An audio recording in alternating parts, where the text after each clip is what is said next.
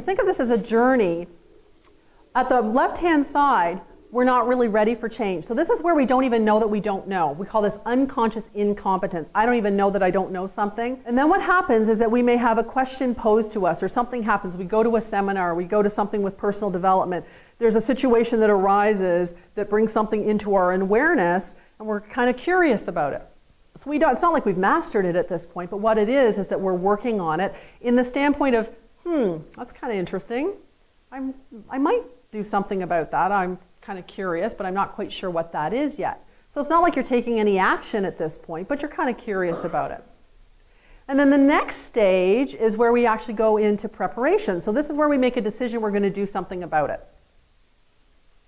This is usually when we're going to take action within 30 days. So we're going to get some training, we're going to read a book, we're going to do whatever it may be to increase our development, change a habit perhaps.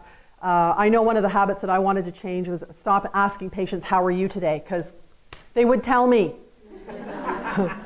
Sometimes it would be for 15 minutes.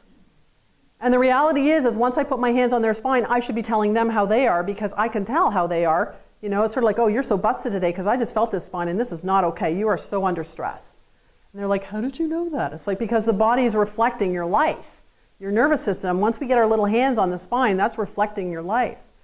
So mine went down to, great to see you today, let's get you checked. Instead of, how are you today? Great to see you today. Thank you for being on time. How many times do we say to patients, thank you for being on time? No, it's like, oh, you're late. That's the internal talk, right? But don't think that that internal talk isn't going externally out to the universe.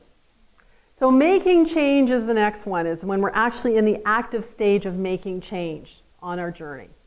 We're learning something new. And the challenge with a habit is it's something we have to bring that's been like literally ingrained into our behavior. We don't think about it, it's so automatic, it's been automatized.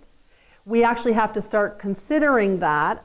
We have to replace it with a different behavior or action, which requires thinking from the cortex. That's why we have to think about it until we can actually unhook the neurons for that old pattern, move them to a new neuron to create a new pattern, and then we have to repeat that over time.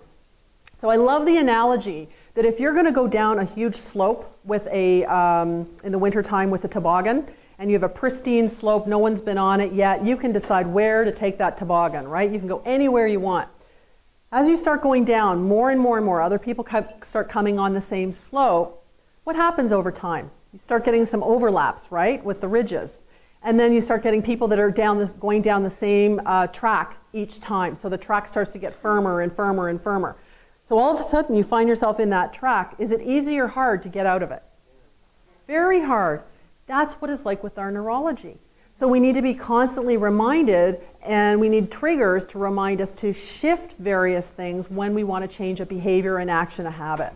And that's one of the reasons why it's difficult. It's one of the reasons why it takes, they talk about 21 days.